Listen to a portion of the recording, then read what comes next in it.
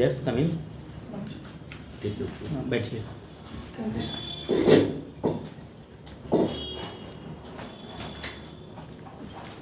तो बताइए अभी आप क्या कर रहे हैं? सर अभी मैं पशुपालन विभाग में भ्रमणशील पशु चिकित्सा पदाधिकारी के पद पर सर गया जिले में कार्यरत हूँ सर। अच्छा, ये भ्रमणशील पशु चिकित्सा पदाधिकारी का तात्पर्य क्या होता है? सर पशुपालन विभाग में ब्लॉक स्तर पर 2 तरह के पदाधिकारी होते हैं, एक प्रखंड पशुपालन पदाधिकारी और एक भ्रमणशील पशु चिकित्सा पदाधिकारी। भ्रमणशील पशु चिकित्सा पदाधिकारी का काम है अपने हॉस्पिटल में रहकर जानवरों की स्वास्थ्य की देखभाल करना और चिकित्सा करना और कृत्रिम गर्भधान करना, और सरकार की योजनाओं का देख रेख का जिम्मेवारी प्रखंड पशुपालन पदाधिकारी के ऊपर है सर। अच्छा, तो भारत एक कृषि प्रधान देश है और यहाँ कृषि में पशुओं की काफ़ी महत्वपूर्ण भूमिका होती है, तो ऐसी स्थिति में इतना अच्छा आपका जॉब है, इतना रिलेवेंट है, तो फिर उसको छोड़कर आप इधर क्यों आना चाहते हैं?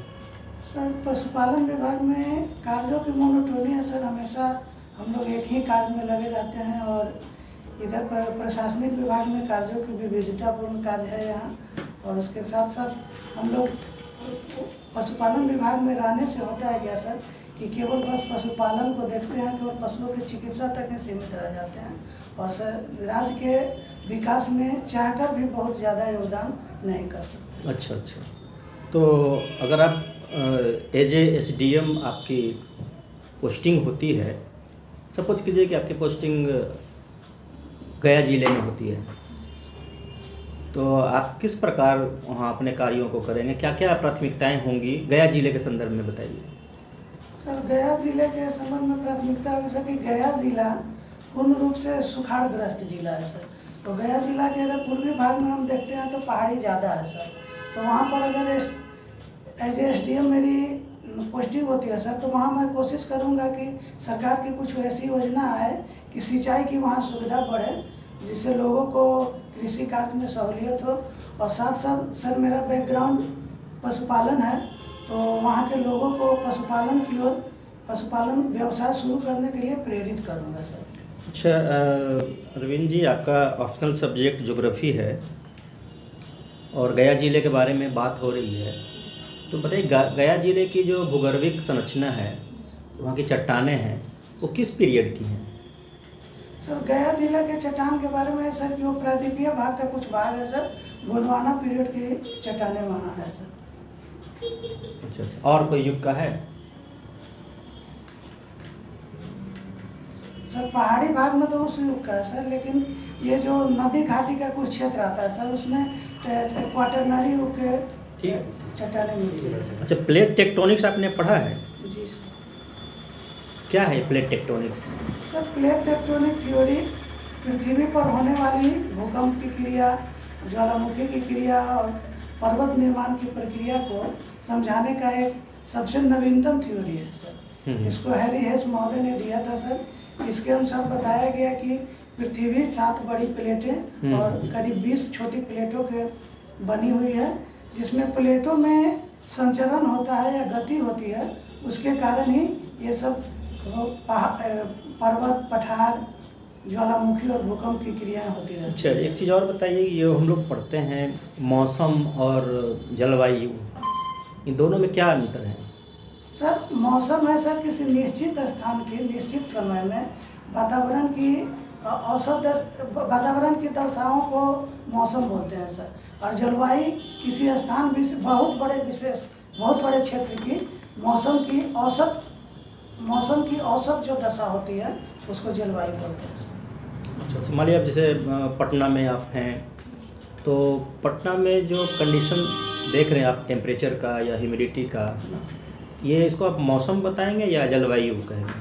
सर प्रॉपर पटना का जब हम बात करेंगे सर, तो ये मौसम में बात करेंगे। अच्छा, अभी एक तूफान आया था कहीं भारत में, कहाँ आया था, क्या नाम उसका है? निवार उसका नाम था सर, और ये भारत के पूर्वी तट पर कोरोमंडल तट पर तमिलनाडु और पुडुचेरी में इसका कुछ प्रभाव है। जो नाम आपका निवार या अलग अलग नाम दिया जाता है ना, कोई गाजा नाम रहता है, कहीं कैटरीना नाम रहता है तूफान का, है ना, क्या कारण है सर, क्यों नाम इस तरह से अलग अलग दिया जाता है? सर मेट्रोलॉजिकल ऑर्गेनाइजेशन का एक बैठक होती है सर, अभी उसमें 13 देश हैं, हिंद महासागर के आसपास के क्षेत्रों में उन सारे देशों से अपना नाम मांगा जाता है सर, और उसी को अल्फ़ाबेटिकल आधार पर सजाकर ये तूफान का नाम दिया जाता है सर। ठीक है, वेरी गुड। जी थी, और बताइए कि अभी बिहार विधानसभा में जब विधानसभा अध्यक्ष का चुनाव हो रहा था, वहाँ पर पक्ष और विपक्ष के बीच काफ़ी तीक्ष्ण नोकझोंक हुई थी। आपने भी समाचार पत्रों में, टीवी में देखा होगा, पढ़ा होगा ना। तो आपको क्या लगता है कि ये लोकतंत्र के लिए ये प्रवृत्ति सही है, या ट्रांसपेरेंसी बढ़ रही है, लोकतंत्र मजबूत हो रहा है, या ऐसे लोकतंत्र को खतरा है? आपको क्या लगता है? सर लोकतंत्र को खतरा नहीं है सर। बीच में हम लोग देखे थे, शुरू से टेंडेंसी चली आ रही थी, करीब 51 सालों बाद विधानसभा अध्यक्ष के चुनाव में सर पक्ष और विपक्ष सामने आए, और चुनाव तो होना ही चाहिए सर लोकतांत्रिक तरीके से। पहले टेंडेंसी बना हुआ था कि सत्तारूढ़ दल के लोग ही। मेरा प्रश्न है नोक झोंक का। चुनाव तो बहुत अच्छी बात है, आपने अच्छा कहा, चुनाव हो रहा है, लोकतंत्र इससे मजबूत होगा, अच्छी बात है। लेकिन जिस तरह से जो प्रतिपक्ष के नेता तेजस्वी यादव या नीतीश कुमार या उनके समर्थकों के बीच हंगामा हुआ था, या इसको आप कैसे देखते हैं लोकतंत्र के हिसाब से? सर अगर यहाँ देखा जाए तो अगर पर्सनल अटैक या पर्सनल कटाक्ष नहीं किया जाए सर, तो तब तक तो ये ठीक है। लेकिन जब पर्सनल कटाक्ष किया जाता है तो ये लोकतंत्र के लिए हानिकारक है सर। ठीक है। अरविंद कुमार जी कहाँ से आते हैं आप? कहाँ घर है आपका? जी मेरा गृह जिला अरवल हुआ सर। अरवल हुआ। अरवल का कुछ विशेषता बताइए। सर अरवल जिला में 2 नदियाँ महत्वपूर्ण नदियाँ बहती हैं, पुनपुन और सोन। और अरवल जिला है कृषि प्रधान जिला उसको कह सकते हैं सर। उसकी एक 80% की आसपास जो भूमि है सिंचाई सुविधा वहाँ पहुँच जाती है सर। वर्तमान में देखें कि ईरान के वैज्ञानिक की हत्या हो गई है, तो विश्व परिप्रेक्ष्य में बताइए क्या प्रभाव हो? सर इसके बारे में जानकारी नहीं। अभी वर्तमान में अमेरिका के राष्ट्रपति बदले गए हैं, कौन आए हैं, कौन जीते हैं? बाइडेन साहब, जो बाइडेन साहब आए सर। आपको क्या लगता है उनके परिप्रेक्ष्य में क्या प्रभाव भारत पर पड़ेगा? सर भारत पर जैसा समाचार में सुनने में आ रहा है सर कि उनका आतंकवाद के विरुद्ध उनका सख्त रवैया है, इसलिए भारत में आतंकवाद जो हो रहा है उस पर वो सख्त रवैया अपनाएंगे और भारत को उससे फायदा ही होगा सर।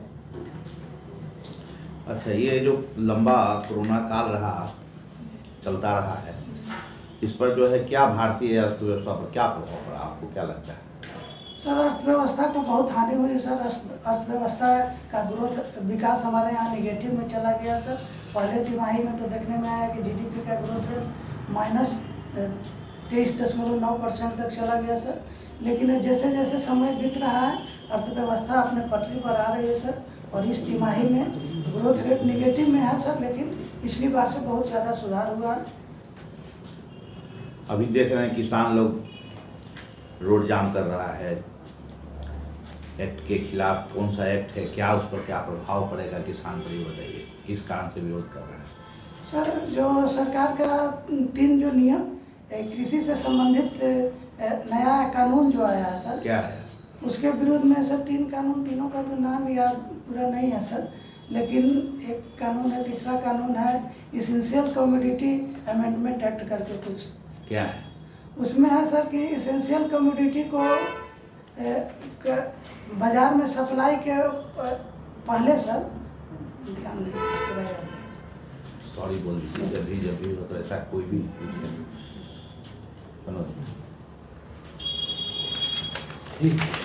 अरविंद जी, आप अरवल जिला से आते हैं। अच्छा, पिछले काफ़ी समय से अरवल जिला उग्रवाद से प्रभावित रहा। क्या लगता है आपको, क्या कारण है कि वहाँ उग्रवाद इतनी तेजी से पनपा है? सर पिछले 10 साल पहले तक, 10 साल नहीं कर सकते, 15 से 20 साल पहले तक अरवल जिला में नक्सलवाद का कुछ प्रभाव था सर। तो होने का कारण था सर भूमि का जो वितरण जो था समान नहीं था, और कुछ प्रशासनिक विफलता भी उस समय कहा जा सकता है सर, और शिक्षा का प्रचार भी उस समय नहीं था। लेकिन जैसे जैसे समय बीत रहा है सर, शिक्षा का प्रसार हो रहा है, विकास के कार्य धरातल तक पहुंच रहे हैं। तो अभी तो नक्सलवाद की समस्या बहुत कंट्रोल में आ गई है। क्या विकास उसका एक पैमाना है कि अगर विकास हो तो नक्सलवाद समाप्त हो सकता है? हाँ सर, कहा जा सकता है सर, मेरे अनुसार तो कहा जा सकता है कि अगर जैसे जैसे विकास होता है सर, नक्सलवाद की समस्या कम होते जाती है। अगर लोगों को रोजगार मिल जाता है तो फिर इधर उधर सोचने का लोगों को समय कम मिलता है सर। तो वैसे अगर विकास इसका एक पैमाना है तो पंजाब एक काफ़ी विकसित प्रदेश है, जी सर। तो फिर वहाँ आतंकवाद और खालिस्तान का क्यों जन्म हुआ? सर उस समय का तो पूरा नहीं बता सकता सर, लेकिन जैसा है सर कि पंजाब का विकास भी हरित क्रांति के बाद पूरा देखने को मिलता है सर। और जब से हरित क्रांति आया है तब से कहा जा सकता है सर कि खालिस्तान वगैरह का मांग भी कमजोर हुआ है सर पहले से। हरित क्रांति की बात है तो ये द्वितीय हरित क्रांति क्या है? सर द्वितीय हरित क्रांति है कि प्रथम हरित क्रांति में बहुत ज़्यादा इन्वायरमेंटल इम्पैक्ट पड़ा था, सॉइल का हेल्थ डाउन हुआ था। तो द्वितीय हरित क्रांति कहता है कि सतत कृषि के पर जोर देता है सर, जिससे उत्पादन तो बढ़े लेकिन हमारे जो मिट्टी की उर्वरता शक्ति बनी रहे। अभी हाल के दिनों में भारत चीन तनाव के कारण भारत अपनी सामरिक शक्ति में काफ़ी तेज़ी से वृद्धि कर रहा है। कई मिसाइल का परीक्षण किया गया, कुछ हवाई जहाज उन्नत मंगाया गया। तो मिसाइल के परीक्षण में अक्सर देख रहे हैं कि आता है supersonic, subsonic, hypersonic, cruise missile, ballistic missile. ये क्रूज मिसाइल और बैलिस्टिक मिसाइल क्या है?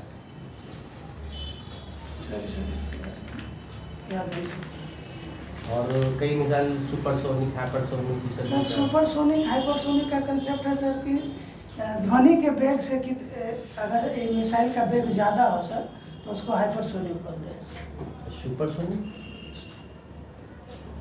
सुपरसोनिक का भी स्पीड से ही रिलेटेड है सर। अभी चिकन नेक का एक काफ़ी चर्चा चल रहा है। चिकन नेक क्या है? चिकन नेक सर सिक्किम में एक गलियारा पड़ता है जिससे भारत भूटान और चीन का कुछ वहाँ पर विवाद हो गया था सर। चीन जो रोड बना रहा था भूटान में उसके बहुत नज़दीक ही चिकन नेक पड़ता है, जिससे भारत के उत्तर पूर्वी राज्यों से डायरेक्ट संपर्क होता है उससे। उसके बगल में चीनी सैनिक का उपलब्धता के कारण भारत अपना विरोध दर्शा रहा था सर। तो वहाँ कब्जा को लेकर क्यों परेशान है चीन, या फिर भारत वहाँ क्यों नहीं चाहता कि चीन कब्जा करे? सर अगर चीन का उधर कब्जा हो जाएगा सर तो भारत का ध्यान अपने उत्तर पूर्वी राज्यों से कुछ घटेगा और इन्फिल्ट्रेशन चीन का उत्तर पूर्वी राज्यों में ज़्यादा हो जाएगा सर। अभी समाचार पत्र में आया था कि ऑस्ट्रेलिया में गर्मी पड़ना शुरू हो गई। हमारे यहाँ ठंडा बढ़ रहा है, वहाँ गर्मी क्यों पड़ रही है? सर हमारा देश भारत या एशिया महादेश उत्तरी गोलार्ध में पड़ता है सर, और चीन है दक्षिणी गोलार्ध में। चीन नहीं तो ये ऑस्ट्रेलिया है सर दक्षिणी गोलार्ध में। तो है कि सर सूर्य का जो भ्रमण होता है 30 डिग्री उत्तरी अक्षांश से या कर्क रेखा से मकर रेखा की। तो अभी सूर्य या पृथ्वी का सूर्य का आभासी जो चला गया है दक्षिणी गोलार्ध में जा रहा है। तो दक्षिणी गोलार्ध में जाने के कारण ऑस्ट्रेलिया में भी गर्मी पड़ रहा है सर, और अभी हमारे यहाँ ठंडी है। जो परिभ्रमण और घूर्णन गति में क्या? परिभ्रमण है सर कि एक पार्टिकुलर कक्षा में किसी चीज़ का चक्कर लगाना, और घूर्णन गति है सर अपने अक्ष पर। दोनों से क्या डिफरेंट क्या हो जाता है? अगर कोई पृथ्वी परिभ्रमण कर रही है और घूर्णन कर रही है तो इसका क्या प्रभाव पड़ता है? सर घूर्णन का प्रभाव पड़ता है कि हमारे यहाँ दिन रात होता है सर पृथ्वी पर, और परिभ्रमण का होता है कि मौसम चेंज होता है सर। पशुपालन विभाग के आप पदाधिकारी हैं, तो पशु का हमारी खेती में बहुत ज़्यादा महत्व है। क्या क्या महत्व हो सकता है, कुछ बताइए। सर एक तो पशुपालन विभाग का कुछ दिन पहले तक जब से कृषि का मैकेनाइजेशन नहीं हुआ था तब तक हमारे नर पशुओं का उपयोग खेत को जोतने में होता था, लेकिन अभी मैकेनाइजेशन होने से वो कम गया है। और दूसरा हम देखते हैं सर कि अभी एक पशुपालन एक अतिरिक्त व्यवसाय के रूप में या सब्सिडरी एम्प्लॉयमेंट के रूप में कृषक लोग रखते हैं सर। उसके साथ साथ होता है सर कि उनको एनिमल प्रोटीन की प्राप्ति हो जाती है, और साथ साथ जो इसका डंग होता है वो उर्वरक का काम करता है खेतों में से। ठीक।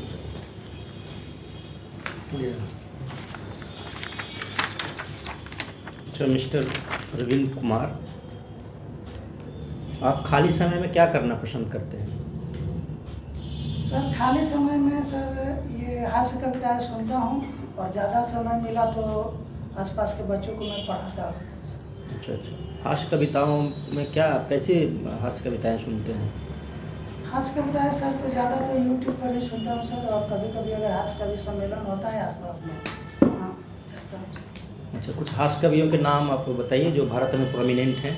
सर सबसे ज़्यादा प्रोमिनेंट है डॉक्टर सुनील जोगी जी हैं सर, और बिहार के हमारे एक शंभू शेखर हैं, कुमार विश्वास जी हैं, सुनील डॉक्टर महेंद्र चौबे जी हैं, डॉक्टर सुरेश शर्मा जी हैं, डॉक्टर सुरेश चौबे जी हैं। अच्छा अच्छा, एक चीज़ और आप बता दीजिए कि आपको लगता है कि आपके अंदर कोई वीकनेस नहीं है, केवल स्ट्रेंथ है आपके पास? ये सर वीकनेस है सर, अच्छा अच्छा बहुत जल्दी भावुक हो जाता हूँ मैं सर। अच्छा, तो फिर आप प्रशासन कैसे चलाएंगे?